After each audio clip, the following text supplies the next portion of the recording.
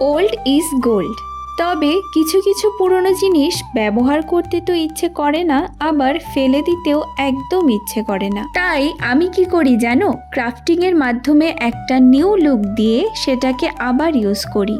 যেমন এই চুড়িটা অনেক পুরনো হয়ে গেছে, ব্যবহার তো করা হয়ই না, আর ফেলে দিতেও একদম ইচ্ছে করে না। তাই আজ এটাকে একটা নিউ লুক দেওয়ার পালা। থিমটা হলো স্টারি নাইটের। রিসেন্টলি নিজের হাতে বানানো জুয়েলারি কালেক্ট করা শুরু করেছি। হ্যান্ডমেড জুয়েলারি কালেক্ট করতে ও পরতে আমার খুবই ভালো লাগে। আর সেখানে অ্যাড হলো আজ আরেকটা চুড়ি। হয়তো অনেকেই বুঝে গেছো, শুরুতেই চুড়িটার জন্য ঠিক কতটা কাপড় লাগবে সেটা আমি বৃত্তের পরিধির সূত্রের সাহায্যে বের করেছি। কাজটি তো প্রায় কমপ্লিট। লাস্টে কাপড়টি চুড়ির সাথে হট গ্লু এর সাহায্যে লাগিয়ে নিলেই আমাদের চুড়ি একদম রেডি।